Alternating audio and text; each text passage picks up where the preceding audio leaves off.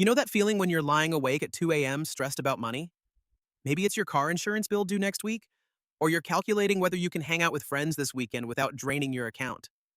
Here's what nobody tells you: there's a specific number where that feeling completely disappears. It's not $1 million, it's not $100,000, it's $20,000. And once you cross that threshold, your brain literally rewires how it thinks about money.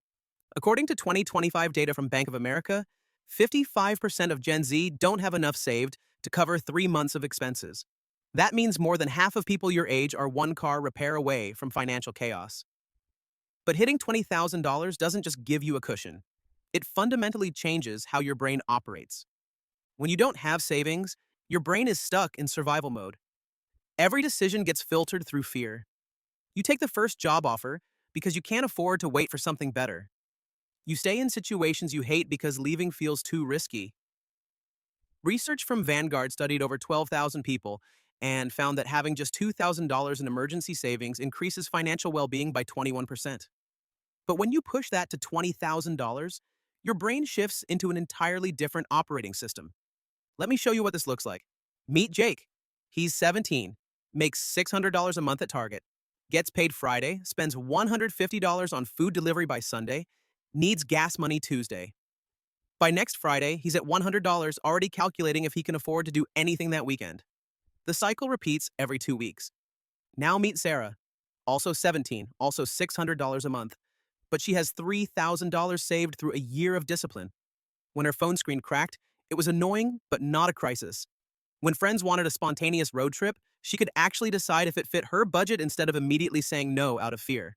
Same age, same income, completely different mental state. But here's where it gets interesting. When Sarah hits $20,000, something dramatic happens. The math starts working in her favor in ways that feel almost unfair. Let's say you're saving $400 monthly and earning 8% on investments. Getting to your first $20,000 takes about 42 months. That's 3.5 years of saying no, resisting every urge to blow your savings. Most people give up around month 6 when they realize this isn't happening overnight. But here's what makes it worth it. Your second $20,000 doesn't take another 42 months. It only takes 32 months. You shaved an entire year off the timeline. Same effort, same monthly savings, same risk level. The reason? Compound interest. That first $20,000 is now working alongside your contributions, generating its own returns. By your third $20,000, the timeline shrinks to 26 months. Once you hit $400,000, you can generate $20,000 in just 12 months through investment returns alone. The amount that took you 3.5 years initially now happens automatically in 1 year. If you start at 17 and save $400 monthly, you hit $20,000 by age 20. By 30, you could have over $150,000. By 40, close to $600,000.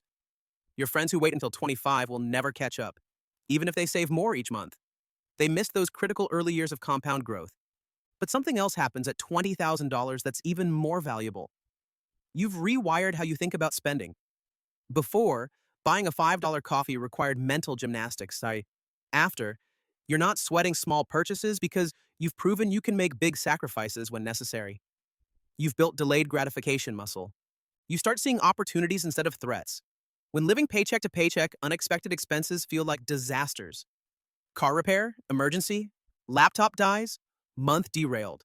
With $20,000, these become minor inconveniences. More importantly, you notice opportunities you couldn't take before. Friends starting a business and looking for investors? You can actually consider putting $2,000 in. Great deal on a car? You can run the numbers. Conference that could boost your career but work won't pay? You can weigh the return on investment. This is what wealthy people mean by money goes to money. It's not a conspiracy. It's that having money gives you options, and options create more opportunities. According to 2025 YouGov data, 70% of Gen Z are more careful with finances than before. But being careful and being strategic are different. Careful means stressing over every purchase. Strategic means focusing energy on decisions that actually matter. When broke, you obsess over every expense. Name brand or generic? Coffee out or homemade? Premium or regular gas? But with a solid foundation, you realize these micro decisions are largely irrelevant. The difference between $4 coffee versus homemade is maybe $1,000 yearly. Not nothing, but not life-changing. What matters are big decisions: where you live, what you drive, how much you save, where you invest. A 2025 Raisin study found 82% of Gen Z feels good about saving, but only 21% invested in stocks last year. That gap is the difference between building wealth and just having some money saved. That $20,000 in a regular savings account earning 0.5% is losing purchasing power to inflation. But invested in a diversified index fund earning 8 to 10%, that's building real wealth. Having $20,000 also changes your relationship with work. Living paycheck to paycheck, you're trapped. Bad boss, toxic coworkers, mind-numbing work. But you can't leave because you need that next paycheck. You can't ask for raises or push back on unreasonable demands. But $20,000 is walking away money. You could quit and survive for months finding something better. Here's what's crazy. Often you don't even use it. Just having it changes your demeanor. You become more confident, more assertive, more willing to take on challenges. People notice. Better assignments, more recognition, more money. It's a positive feedback loop. But this is where people mess up. They hit $20,000, feel that shift, and immediately blow it on something stupid. New car because they've been disciplined. Expensive vacation because they earned it. Down payment on a house they can't afford. Don't do this. That $20,000 isn't a reward. It's the foundation of your financial future. The average person spends more on their car over their lifetime than needed for financial independence. Between payments, insurance, maintenance, gas, $700 monthly. Over 20 years, that's $168,000. Meanwhile, that invested at 8% would grow to over $400,000. You're not just spending money, you're destroying wealth. That $30,000 car isn't just $30,000. It's money that could grow to $140,000 over 20 years. Suddenly, driving a reliable used car feels like strategic planning for future freedom. The person in the flashy new car is stressed about money. The person in the older Honda is quietly building wealth. So, what can you actually do? Here's your action plan. First, calculate your $20,000 timeline. Open a compound interest calculator, put in your monthly savings amount, use 8% of investing or 4% for high-yield savings. Takes 10 minutes. That date is your North Star. Second, open a separate account for this goal. Don't mix it with checking. If you're 18 plus, look at Allie or Marcus earning 4 to 5%. Under 18, talk to parents about a custodial account. Make this money slightly harder to access. Third, automate transfers. Set up automatic transfers the day after payday. Even $50. Automation removes willpower from the equation.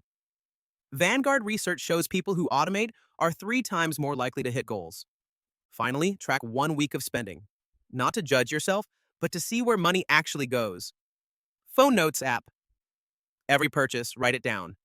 You'll be shocked at what disappears on things you barely remember. Remember, that first $20,000 is harder than the next $100,000. The beginning is brutal. But once you cross that threshold, the psychology shifts. You're not the person who wants to save money. You're the person who does. That identity change is worth more than the money itself. You're learning this at 17 or 18. Most people don't figure this out until 30 and already in debt. That decade head start is the difference between retiring at 45 and working until 70. Between having options and feeling trapped. If this made you see money differently, subscribe. Drop a comment. What's the first thing you're changing? Your future self is already thanking you.